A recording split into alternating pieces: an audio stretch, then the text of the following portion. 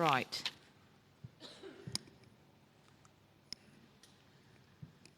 So picking up again, we've had dormouse mentioned in the last talk.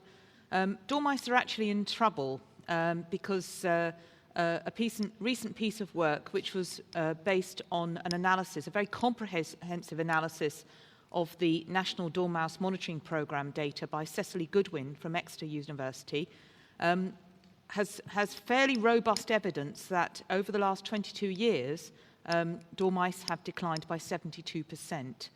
And in IUCN terms, that means it puts them definitely into the vulnerable zone, approaching actually being endangered in the UK.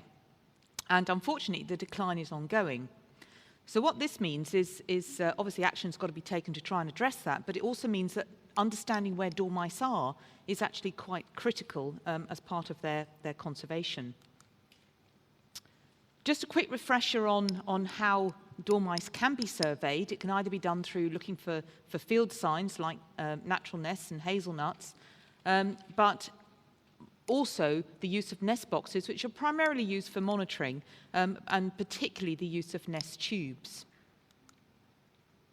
But in the last couple of years, primarily starting in 2016, but focusing in 2017, we've been looking specifically at how good is it to be able to use footprint tunnels to detect hazel dormice footprints.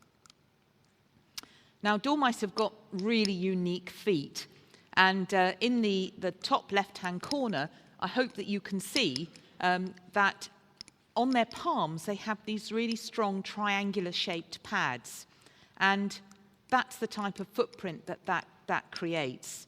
The same is for the front foot as well. And this is really distinctive from any other small mammal. So if I show you what wood mouse looks like, they create much more dotty prints, and it's the same for yellowneck mouse as well. And these footprints are really easily distinguishable by eye. And if you want to go over to our stand on Suffolk Wildlife Trust afterwards, over lunchtime, we've got some examples of these, and you'll be able to actually see for yourself that, yes, you can do it as a technically non-expert. So this was our design that we went with. We wanted something that was quite cheap, so we used sections of downpipe with a tray made from plywood inside, and we put our ink pads at either end with good quality card in the middle, and we used food grade charcoal powder mixed with olive oil as our tracking medium, and it was really important to choose something that we knew would be safe for dormice. So if I'd eaten spoonfuls of this charcoal powder mixed up with oil, I would have a very good diet, but it wouldn't be harmful, and we wanted to make sure it was something that was safe for dormice.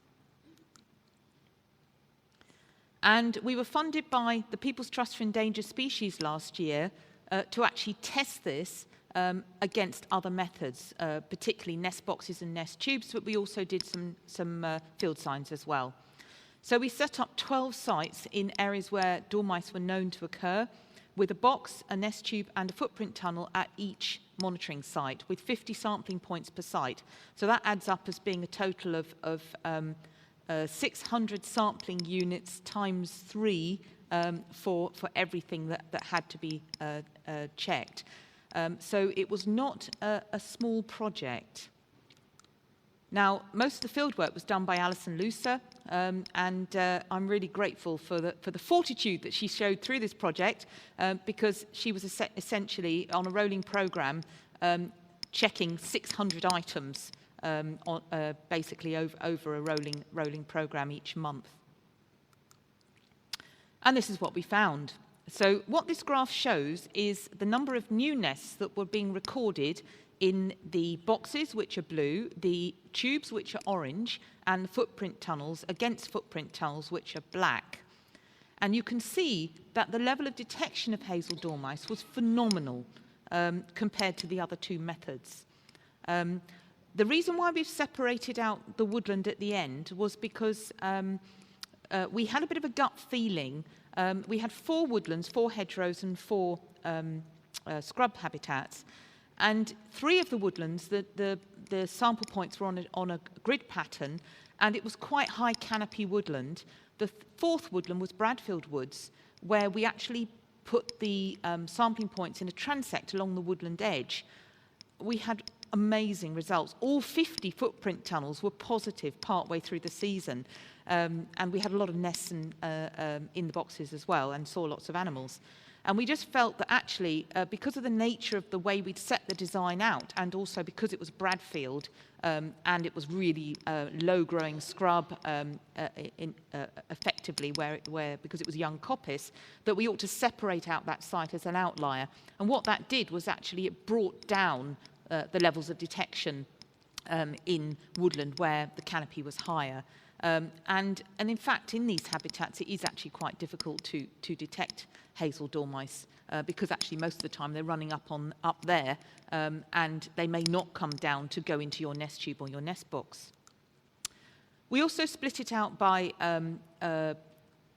boxes and tubes and footprints over each month to actually look at how the method varied. And April was much less effective and activity dropped off in November, but actually all the other months, May to October, were all very effective in terms of being able to detect the species. And these methods are never perfect. There's always drawbacks. It is more labour intensive. It is necessary to visit the tunnels every 2 weeks because the ink dries out.